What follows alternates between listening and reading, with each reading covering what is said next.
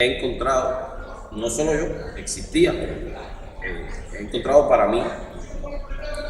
una voz sumamente peculiar dentro del panorama de la poesía cubana contemporánea y un artista, en el sentido integral del término, que no cesa una y otra vez de sorprenderme porque reúne una serie de características esenciales, creo yo, para un artista, pero muy poco tenidas en cuenta en muchos de los caminos del arte contemporáneo en Cuba y fuera de Cuba. En buena ley, mi primer vínculo con Lara tuvo que ver con las artes plásticas. O sea, escribí una breve palabra a una exposición suya y allí me llamó la atención cómo se movía en el terreno de las artes plásticas en los más variados, las más variadas disciplinas: pintura, fotografía, creación audiovisual, instalación, escultura, y cómo esa diversidad de soporte tenía poco que ver con el afán de mostrar habilidades de destreza técnica y mucho que ver con la necesidad de constantes cambios de expresión que iban reclamándole a este autor, por supuesto, nuevos modos de plasmar esas preguntas. Casi siempre eran preguntas, y eso también me llamó poderosamente la atención. Nuevos modos de plasmar esas preguntas, de modo que fuera abordando distintos aspectos de la realidad, distintos aspectos de la vida contemporánea, desde aspectos íntimos, asuntos de carácter tan personal como puede ser una ruptura sentimental, amorosa, hasta aspectos de carácter identitario que tenían que ver con el país, con el destino de la nación, o aspectos de carácter sociológico, filosófico, que apuntaban a indagar en cuáles eran algunos de los derroteros posibles del pensamiento y de la relación entre los individuos en un mundo contemporáneo cada vez más signado, por una parte, por las bondades de la tecnología y por otra, por los peligros de la tecnocracia, del militarismo y de una serie de malestares que, por supuesto, preocupan a los más consecuentes cerebros que viven en ese mundo contemporáneo. Después comencé a leer su poesía. Recuerdo que prologué primero un libro escrito a dos manos, en realidad armado, creo, más bien a dos manos, entre Lara y Lina de Feria. Allí yo hablaba del equilibrio, de cómo se puede ensamblar en un solo volumen, que es, por supuesto, ya un acto intencionalmente comunicativo, más allá de, por supuesto, la comunicación que entraña la escritura, o la concepción primero y la escritura después de un poema, y cómo estos dos autores lograban fundir dos discursos en apariencia contradictorios y convencernos de que en realidad eran complementarios, y que tanto la poeta madura, surrealizante, filosófica en oportunidades, dura y crítica en otras, podía fundirse con un autor que era de muchas maneras, y no siempre por causa suya, una especie de desconocido del panorama literario cubano, que ya había publicado algunos libros y también tenía cierta representatividad fuera del país. Esto no es un caso extraño. Muchas veces sucede que los mecanismos de la promoción cultural en Cuba hacen que algunos de nuestros más interesantes autores nos sean devueltos desde el mercado internacional del libro, desde algunos caminos de la política que publicitan determinados tipos de temas, corrientes, libros, etc. No era este el caso, pero algunos de sus libros ya habían sido publicados fuera de Cuba y podíamos leer a un autor que dentro del pequeño mundillo intelectual cubano era prácticamente desconocido. Después pude leer Ultimátum, también escribí unas palabras sobre este libro que me llamó poderosamente la atención, cómo Lara iba pasando del verso a la prosa, una prosa que muchas veces lindaba con el relato. De hecho, es muy curioso, Francisco López Sacha, que es un crítico sumamente sagaz, una persona a quien admiro y respeto mucho, en un texto que a la sazón escribió sobre este mismo volumen, hablaba de cuentos, de relatos, de microcuentos, y en realidad yo veía poemas en prosa. Poemas que en efecto tenían cierta narratividad, poemas que abandonaban cualquier alambicamiento que uno pueda creer que necesita la poesía como género para hacerse valer como tal, y por supuesto abandonaba lo que para muchas personas es el eje central de la poesía, que es el verso. Es una opinión ya altamente superada por la crítica, por el pensamiento contemporáneo. De hecho, yo me atrevería a afirmar que muchos de los grandes textos líricos, poéticos, de finales del 19, pero sobre todo principios del 20 hasta la actualidad, están concebidos en esta forma anfibia que es el poema en prosa, precisamente porque logra mantener el rigor expresivo y la profundidad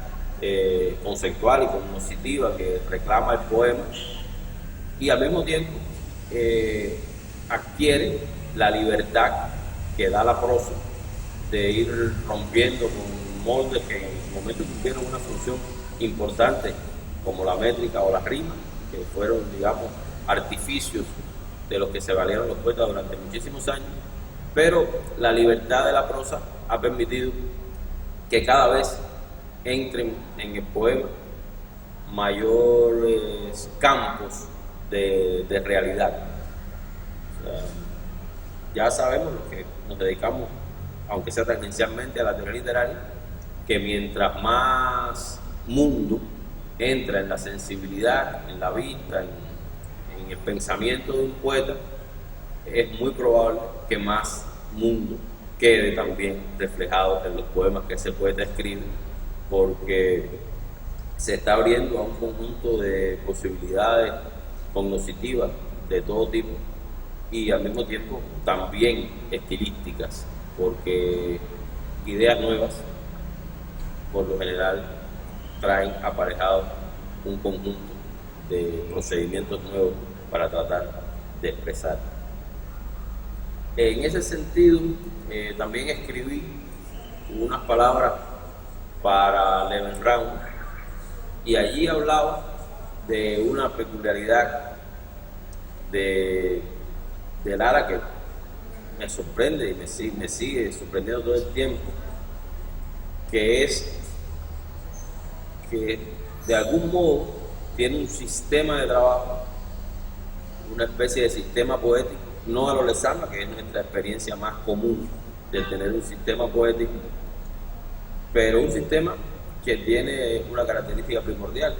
que es la flexibilidad. O sea, un sistema que genere retórica podrá ser un sistema, pero sus dividendos estéticos deben ser muy limitados, porque simplemente servirá como comodín al autor para repetir ideas, procedimientos, búsquedas, etc. No es el caso. En la obra de Lara, uno puede, cuando la va leyendo de conjunto, puede irse dando cuenta de una gran paradoja, que es una de las cosas que más me llama la atención, de cómo un artista con una clara filiación renacentista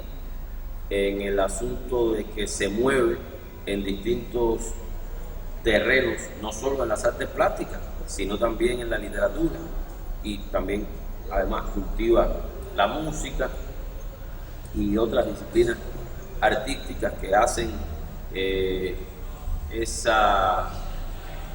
ese todo renacentista. Pero como un artista con vocación renacentista puede sobrevivir a la velocidad, a la fragmentación, a la falta de disciplina y método que en apariencia entraña el mundo postmoderno en que vivimos? Y creo que la paradoja se resuelve porque Lara ha entendido perfectamente las características de ese mundo postmoderno. En ese texto yo me refería a que es un autor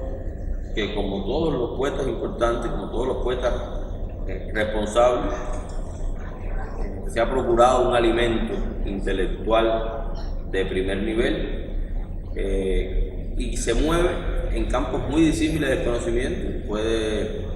moverse en la filosofía, en la psicología, el psicoanálisis, en la sociología, en la política,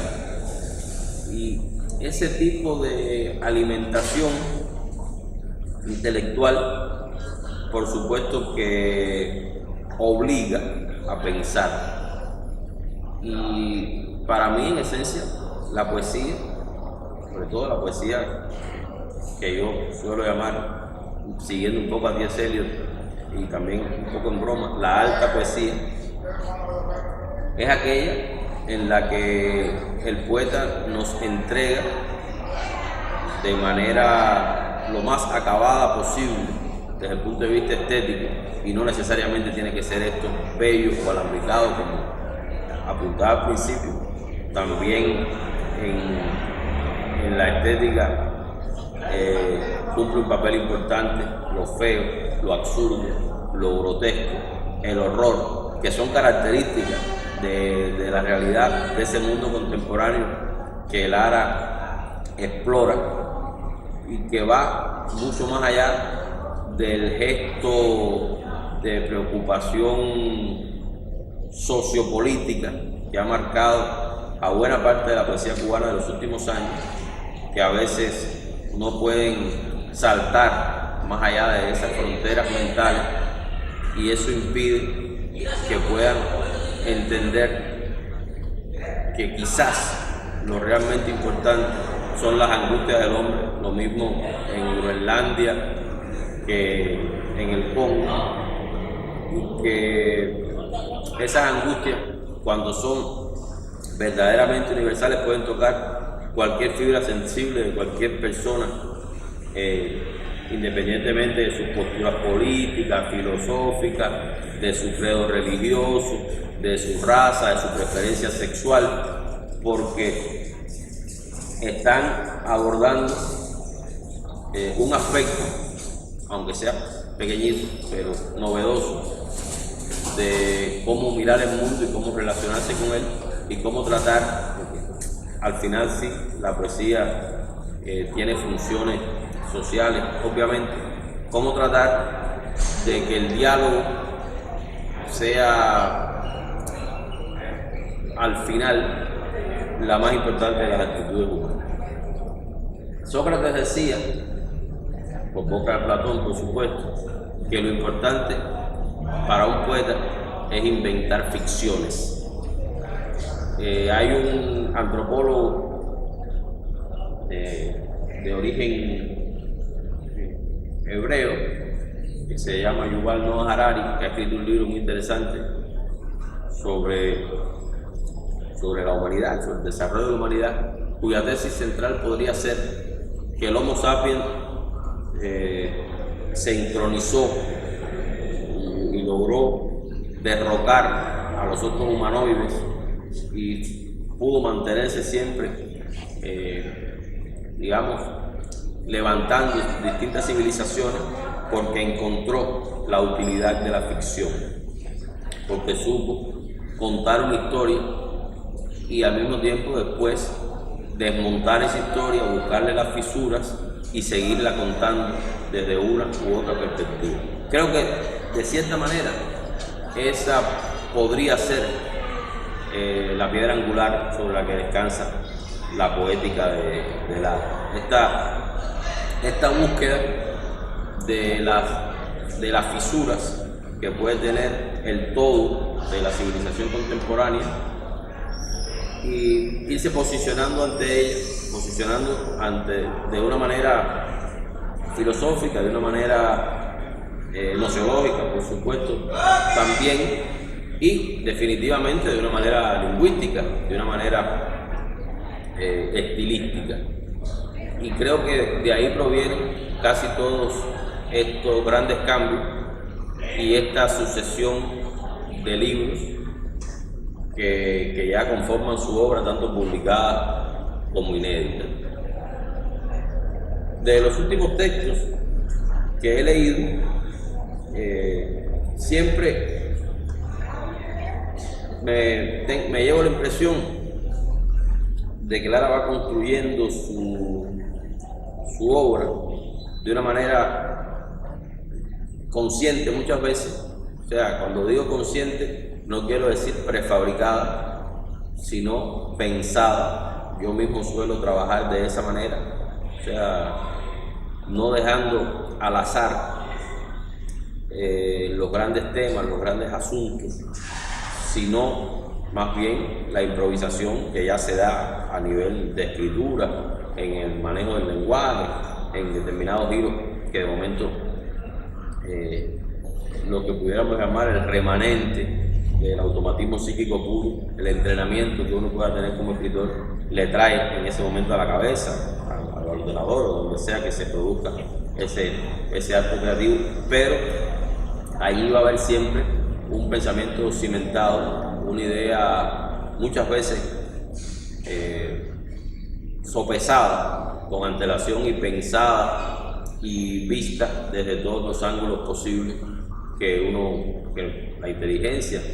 o la sensibilidad o la emotividad o todo junto logre hacer para uno poder mirar esa porción de realidad. Decía que de estos últimos libros que he leído me han llamado poderosamente la atención dos de ellos. Uno que se titula Subasta y que me llama la atención porque Lara ha conseguido hacer más concisa,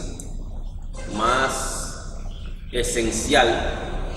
una expresión que ya en sus orígenes también era concisa y esencial. Una de las cosas que mucho me agrada de su poesía es que no tiene paraje. Muchas veces, y es muy común, por desgracia, esto en la poesía, en buena zona de la poesía cubana de los últimos años, uno se percata de que el poeta está jugando con una pequeña idea, y a veces ni siquiera con una pequeña idea, y está adornando todo el resto de la composición, que puede ser el verso, puede ser el poema e incluso el libro, y hasta a veces una sucesión de libros, con un conjunto de hojarascas, rellenos, que al final, para lectores entrenados, termina por ser desenmascarada y resultar poco atractivo, porque no nos está preguntando nada, no nos está afirmando nada, y simplemente estamos a veces disfrutando de cierta belleza compositiva, pero no de asuntos esenciales. Los libros de Lara siempre son libros desnudos de esa, o sea, donde está ausente ese tipo de procedimiento. No necesariamente todos los poemas, por supuesto, tienen que gustarme ni tendrán que gustarle a ningún crítico, porque al final esas cosas son altamente subjetivas, pero al menos sí le ahorra a uno el trámite enojoso de una lectura que no causa, al menos no me causa a mí satisfacción estética, porque me doy cuenta y que están tratando de pasar gato por liebre. No obstante, esa característica que ya estaba presente llega a límites insospechados en subasta. Se perfila cada vez una mirada más aguda, más esencial, más epigramática en ocasiones sobre determinados fenómenos. La poesía occidental, en el sentido general, muchas veces adolece de esa ausencia de capacidad para captar en pocos versos, incluso en pocas palabras, todo el hipotético lirismo, toda la carga poética que puede tener una situación determinada, ya sea un paisaje, una emoción, un recuerdo. Sin embargo, en este libro creo que esa carga epigramática se cumple y que tiene también, creo sospechar, vínculos de toda esa contemplación oriental, de toda esa manera diferente de posicionarse ante el mundo, un poeta que pertenece a otra cultura, a otra civilización, como puede ser la china, la japonesa, la hindú, que son quizás las más conocidas por nosotros. También me llamó muy poderosamente la atención, que es hasta ahora quizás el último de los libros escritos, se llama Pigofil, un libro que pone de manifiesto y digamos que reúne, concentra una característica que estaba presente en muchos otros libros anteriores y que es una característica, por supuesto, inherente al hombre, que es el erotismo. El erotismo ha sido una de las más llevadas, traídas maneras de entender la literatura. También la literatura, no solo cubana, está llena de un erotismo barato, que tiene que ver con una hipotética enervación de los sentidos y con ardides que juegan con los índices de venta de los libros, con determinadas provocaciones morales, pero que en realidad no sobrepasan el pacto de un juego en que lo permitido, lo moral, lo correcto, se empuja un poco más allá a ver dónde está la hipotética, la posible línea de ruptura. Creo que este libro se desentiende de ese tipo de actitud y empieza a ser lo que en esencia debe hacer siempre, al menos como lo veo yo, el erotismo, que es tratar de entrar en esos arcanos, en esos misterios del hombre que conducen por un lado al dolor, por otro al placer, a veces mezcla de ambas cosas, y que tienen que ver con toda la crisis de ese mundo contemporáneo, pero una crisis que es tan vieja como el mundo mismo. Si uno hace una contralectura de la Biblia, nos damos cuenta que aparte del pecado original, el erotismo era una de las bases fundamentales de lo que allí pasó. O sea, la predilección de Eva por un representante del diablo, por el diablo mismo, en este caso, en el fondo es un acto erótico. La respuesta de Adán ante esa actitud, incluso la respuesta de la divinidad ante la actitud asumida por Adán y Eva, también es el resultado de un acto erótico. Y con esa serie de transgresiones, con esa serie de desafíos, todas las civilizaciones, todas las culturas han ido poniendo ante los ojos de sus contemporáneos, y mucho más importante aún, ante los ojos de las generaciones que vendrán, esas rupturas esos puntos de fricción que han tenido todas las civilizaciones desde el punto de vista moral, político, filosófico. Y creo que el libro de poemas eróticos de Lara anda en esa dirección, o sea, mostrar toda la animalidad del hombre, que es una animalidad que puede reeducarse, ya lo decía Freud en El malestar de la cultura, bastante después comentada por Marcuse en Héroe y Civilización, y creo que está también en la esencia de este libro. El acto de ceder a la indisciplina de los sentidos, de rebelarse contra estas coyundas morales, religiosas, hipócritas, muchas veces conservadoras generalmente, es un acto de libertad que empieza por los sentidos, por la vista, por el gusto, por el tacto, y termina siendo un acto de libertad espiritual, un acto en que el individuo que tiene más opciones